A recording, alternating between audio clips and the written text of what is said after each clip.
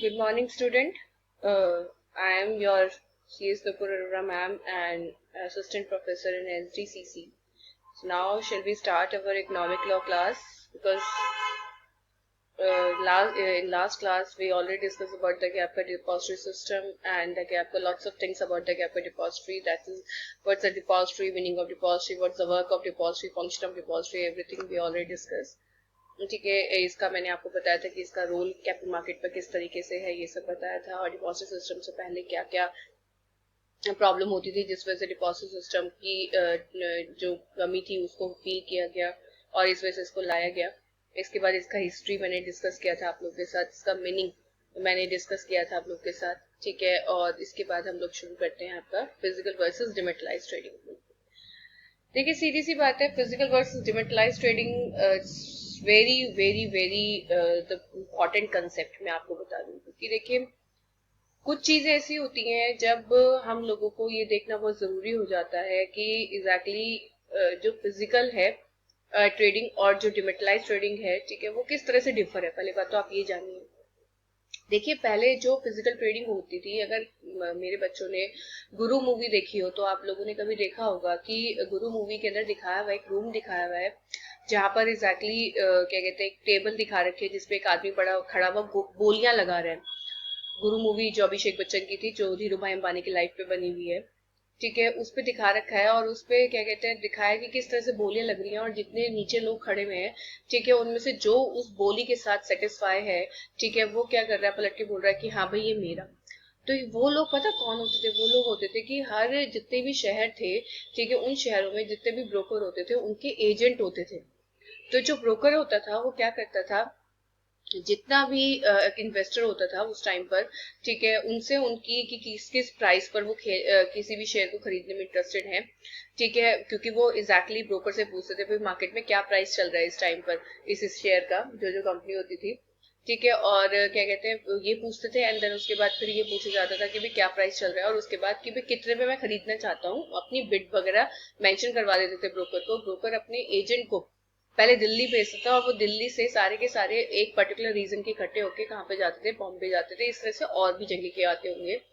तो जो जो जिस जिस बिट पर सेटिस्फाई होता था, ठीक है, वो ऑटोमेटिकली ही मतलब 7 दिन में तो आपको ये पता चलता था इन्वेस्टर को कि मेरा सौदा जिस पर मैंने बिड लगाई थी वो ट्रेड हुआ है या नहीं हुआ है, पहली बात। और उसके बाद अगर ट्रेड हुआ है तो अगर खरीदा गया है तो कम से कम 2 महीने लगते थे आपको क्या कहते हैं डिलीवर होने में। और अगर क्या कहते हैं बिका है, ठीक है, तो पैसे आने में आपको बहुत बहुत टाइम लगता था। तो फिजिकल ट्रेडिंग बहुत ज्यादा, जैसे बोलते हैं लेंथी प्रोसीजर। फिजिकल ट्रेडिंग के साथ सबसे बड़ी प्रॉब्लम ही क्या थी कि बहुत ज्यादा लेंथी प्रोसीजर था, जो हर कोई बंदा क्या नहीं कर सकता, बियर नहीं कर सकता, हर किसी बंदे के पास इतना टाइम नहीं होता। But dematerialise trading slightly different. Dematerialise trading क्या होती है कि जहां पर एग्जैक्टली बस आपको डीमेट अकाउंट खोलना होता है। डीमेट अकाउंट तो मैंने आपको बताया डिपॉजिटरी के पास खुलता है, और उसके साथ आपका एक ट्रेडिंग अकाउंट भी खुल जाता है जिससे आप ब्रोकर के पास ट्रेडिंग कर सकते हैं। आपको एक प्रॉपर कोड मिल जाता है, आपकी ट्रेडिंग नंबर मिल जाता है। या तो आप ब्रोकर के पास कर सकते हैं या आप अपने घर पे बैठकर कर सकते हैं, वो आपकी चॉइस है कि आप किस तरीके से खेलना चाहते हैं स्टॉक मार्केट में।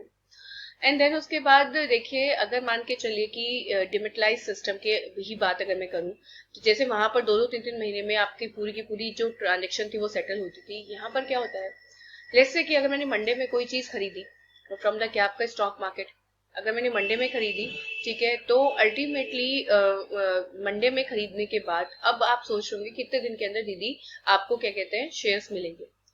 तो बहुत सिंपल है, अगर मैंने मंडे में खरीदा है, ठीक है, तो 3:30 बजे तो मार्केट ही बंद होगी, तो ही डिसाइड होता है मैंने खरीदा है नहीं खरीदा है। 3:30 बजे के बाद अगला दिन छोड़कर T+1 छोड़कर T+2 में आपका जो डीमैट अकाउंट है उसमें वो शेयर क्या हो जाएंगे, रिफ्लेक्ट हो जाएंगे जो आपने खरीदे हुए थे मंडे में। इट मींस वेडनेसडे तक आपके पास वो सौदा आ जाएगा। और अगर आपने बेचा है तो आपके पास वो पैसे वेडनेसडे तक आ जाएंगे। तो आप खुद सोचिए कि डिमेटलाइज ट्रेडिंग ने जो टाइम पीरियड है उसको कितना शॉर्ट कर दिया, और जो फिजिकल ट्रेडिंग थी उसमें टाइम पीरियड कितना क्या था। तभी तो आप ये देखिए कि जो पहले टर्नओवर था स्टॉक मार्केट में वो बिल्कुल ना के बराबर था, उसे कोई जानता ही नहीं था, कि टर्नओवर ही नहीं था।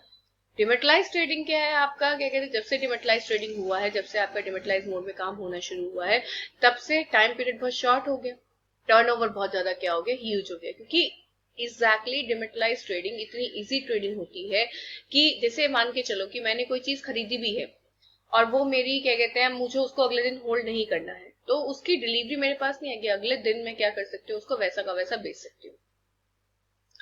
तो अल्टीमेटली डिमेटलाइज ट्रेडिंग ने आपकी सुविधाओं को आपकी जो क्या कहते हैं चीजें हैं उसको इतना इजी कर दिया कि जिसकी वजह से एग्जैक्टली आपको ये पता चल चुका है कि डिमेटलाइज ट्रेडिंग कितनी इजी है, कितना इजी टू यूज है। इनफैक्ट डिमेटलाइज ट्रेडिंग के थ्रू मान के चलो, जैसे लेट्स से मेरे पास कोई क्या कहते हैं क्लाइंट, मतलब कोई भी मेरा फ्रेंड है या कुछ है, उसके पास कोई शेयर है और मुझे उन शेयर की जरूरत है, और उसका और मेरा अकाउंट सेम ही किसके अंदर, डिपॉजिटरी के अंदर है, मतलब सेम ही डिपॉजिटरी पार्टिसिपेंट के पास, सेम डिपॉजिटरी में नहीं, सेम डिपॉजिटरी पार्टिसिपेंट के पास है।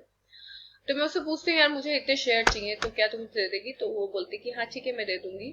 तो उस केस में क्या होगा, एक जैसे हमारे बैंक्स में चेकबुक मिलती है, इस तरह से हम लोग को जब हम डीमेट अकाउंट खुलवाते हैं तो एक तरह की क्या कहते हैं आपकी डिपॉजिटरी से पार्टिसिपेंट रिसिप्ट मिलती है। ठीक है, उसमें दो कॉलम होते हैं, एक तो ऑनलाइन ट्रेडिंग का होता है, एक ऑफलाइन ट्रेडिंग का होता है। अगर मुझे स्टॉक एक्सचेंज में डायरेक्टली छोड़ने होते हैं, जब मैं बेचती हूँ और स्टॉक एक्सचेंज में डायरेक्टली छोड़ती हूँ, क्योंकि मुझे नहीं पता होता किसको मैंने बेचे हैं किसको नहीं बेचे, मुझे नहीं पता, मैंने तो केवल स्टॉक एक्सचेंज के साथ काम किया है, तो उस केस में मैं ऑनलाइन वाला पोर्शन भरती हूँ।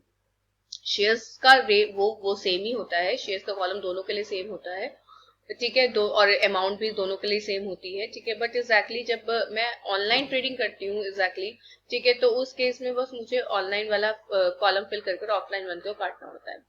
बट मान के चलिए जिस तरह से मैंने भी आपको बोला कि मुझे इस तरह से उससे बोरो करने हैं और मुझे पता है कि उसके पास इतने पड़े हुए शेयर, तो मैं क्या करूंगी, उसको बोलूंगी एंड देन शी, ठीक है ओके शी सेटिस्फाई कि कोई दिक्कत वाली बात नहीं, आप ले लो। तो उस केस में वो अपनी ऑनलाइन वाली कॉलम को काटकर ऑफलाइन वाले कॉलम में मेरी पूरी डिटेल भरेगी, ठीक है, जो क्योंकि उसकी अपनी डिटेल तो उसके जैसे चेकबुक पर हमारी डिटेल तो पूरी होती है, हमें दूसरे की भरनी होती है, ऐसे उसकी डिटेल तो उसके चेकबुक पर उसके डिपॉजिट पार्टिसिपेंट रिसिप्ट में होगी, उसको मेरी भरनी होगी, मेरा डीमेट अकाउंट नंबर, मेरा जो बेनिफिशियरी अकाउंट नंबर होल्डर नाम है उस वो भरना होगा, मेरी जो डीपी आईडी है वो क्या करनी होगी, मुझे भरनी होगी। और उसके बाद क्या कहते हैं मैं अपनी डिपॉजिटरी को उसको मतलब वो अपनी डिपॉजिटरी को फैक्स करेगी, फैक्स करते ही क्या होगा, डिपॉजिटरी इमीडिएटली उसके अकाउंट से एंट्री कट करके, ठीक है, वो शेयर ऑटोमेटिकली मेरे अकाउंट में ट्रांसफर कर देगी। तो विद इन 5 और 10 मिनट्स क्या कहते हैं मेरे अकाउंट में शेयर आ जाएंगे। तो ये बहुत सिंपल प्रोसीजर होता है, डिमेटलाइज ट्रेडिंग ने जो टाइम है उसको बहुत कम कर दिया, जो प्रोसीजर उसको बहुत ज्यादा इजी कर दिया। इसके साथ ही डिपॉजिटरी पर लगने वाले लीगल फ्रेमवर्क मेरे बच्चों, देखिए सीधी सी बात है, जो डिपॉजिटरी है वो कई सारे एक्ट से गवर्नमेंट होती है, क्योंकि मैंने आपको पहले ही बताया, क्योंकि जब हमें कोई नया कंसेप्ट लाना होता है उसके लिए एक्ट तो हमें बनाना ही होता है, तो एक्ट तो बना इसके लिए डिपॉजिटरी है। बट डिपॉजिटरी के ऊपर कई कई और एक्ट भी क्या होते हैं, एप्लीकेबल होते हैं। जैसे कि मैं आपको बताती हूँ, depository system is govern by the following act. सबसे पहले सेबी, ऑब्वियसली सेबी तो सर्वे सर्वा है ही, जितना भी ये जो हमारी कैपिटल मार्केट है इसके अंदर जितने भी क्या है आपके इंटरमीडिएट है, ये सब किससे गवर्न होते हैं, आपके सेबी से, ठीक है। इसके अलावा आपका SEBI depository participant and participant regulation indexes, बिल्कुल बायलॉज ऑफ डिपॉजिटरी, जिस तरह से किसी कंपनी के आर्टिकल्स होते हैं इसी तरीके से क्या होते हैं आपके डिपॉजिटरी के भी बायलॉज होते हैं। बिजनेस रूल्स ऑफ डिपॉजिटरी, बिल्कुल सही बात है, ठीक है, क्योंकि देखिए सीधी सी बात है, डिपॉजिटरी का जो मेन फंडा है वो ये है शेयर्स को लेना और देना, ये काम है उसका, ये उसका बिजनेस रूल है। इसके अलावा और कोई एक्टिविटी ये क्या नहीं होती है कि किसी एक्टिविटी में इन्वॉल्व नहीं होती है। And the most important companies act, क्योंकि जब डिपॉजिटरी किसी भी फॉर्म ऑफ एसोसिएशन के रूप में बनती है तो उसको उससे रिलेटेड लॉ को पूरा करना पड़ता है। जैसे अगर डिपॉजिटरी कंपनी के रूप में स्टैब्लिश हुई है तो उसको कंपनीज एक्ट को फुलफिल करना पड़ेगा। अगर वो किसी क्या कहते हैं पार्टनरशिप के रूप में स्टैब्लिश हुई है तो उसको पार्टनरशिप एक्ट या फिर एलएलपी को क्या करना पड़ेगा, फुलफिल करना पड़ेगा। तो वो जिस भी फॉर्म ऑफ एसोसिएशन में क्या होती है आपकी स्टैब्लिश होती है उसको क्या करना पड़ता है, उसी तरीके से फॉर्म में इन्वॉल्व होना पड़ता है।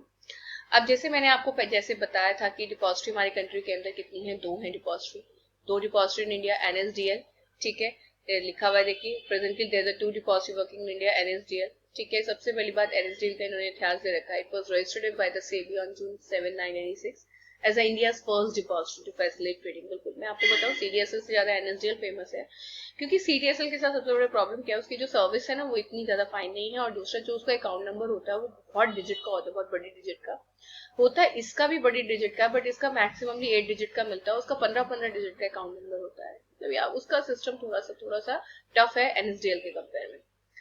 तो वही है कि facility settlement of security in the demat form, it is promoted by IDBI UTI और एनएससी। बिल्कुल आईडीबीआई यूटीआई तो आप लोग जानते ही हैं, NSC national stock exchange, and क्या आपका IDBI इन UTI तो आप बहुत फेमस है, unit trust of India, IDBI industry industrial development banking industry.